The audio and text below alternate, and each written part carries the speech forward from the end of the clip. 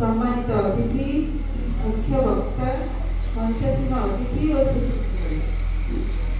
ललित कलाकृति पाठक प्रसिद्ध विश्वजनीन जगन्नाथ संस्कृति समृद्ध उत्कलर सहस्र वर्षाटी नाम प्रसिद्ध कटक नगर केन्द्रस्थल विराजमान प्राचीनतम रेभेन्सा बालिका विद्यालय आपंकर सदैव उपस्थिति प्रधान शिक्षयित्री शिक्षक शिक्षयित्री कर्मचारी और छात्री मान तरफ आपंक हार्दिक अभिनंदन ज्ञापन करूँ।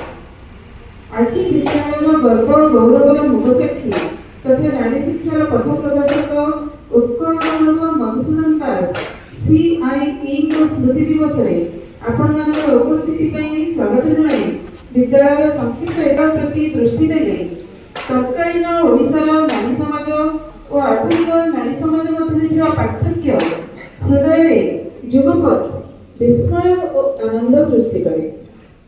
19 शताब्दी मध्यभाग जेतेबेले कि झियो जन्म चुली मुंड को भावना उत्कलीय मातृजातीय हृदय संपूर्ण आच्छादित विशेषतः जेतेबेले 10 वर्ष बयस बेलू विवाह कार्य तत्कालीन समाज संविधान विशिष्ट धारा अपरिहार्य थिला ठीक सेतिक बेले उल्लिखित कुसंस्कार भेद करी नारी शिक्षार प्रथम आलोकवर्तिका जड़ी उठिला एही कटक नगरीर चिरस्मरणीय 1869 मसीह श्रीयुक्त अविनाश चटर्जी उद्यम हिंदू बालिका मान अध्ययन निमित्त कालीगढ़ी स्थित बासभवन दानमेला घरे मात्र 6 जन छात्री को नहीं एही विद्यालयटी कटक हिंदू बालिका विद्यालय नाम स्थापन होता।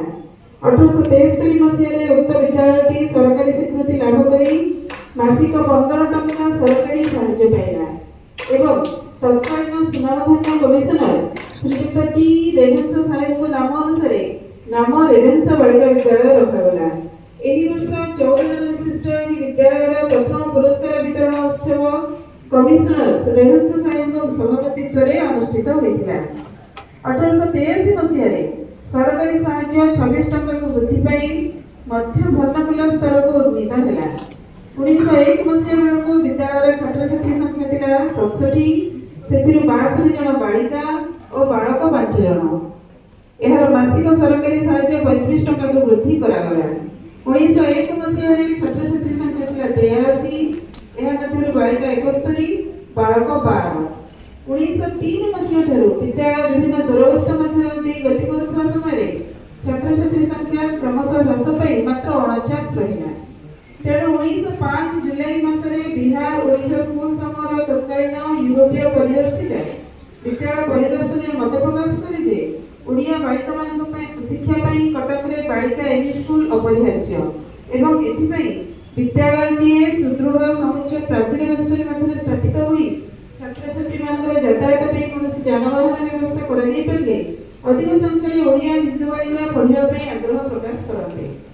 विद्यालयटी दुरावस्था मध्य गति कर जनसाधारण तरफ उत्कल गौरव मधुसूदन दास CIE को परिचालन मुख्य दायित्व नेबाक अनुरोध करा सम्मति अनुसार नूतन परिचालन कमिटी गढ़ाई श्रीयुक्त दास को सभापति एवं जिलाधर नारी शिक्षा पद्धति शिक्षा लाभ कर पालित कन्या श्रीमती शैलबाला दास को संपादिका करागला।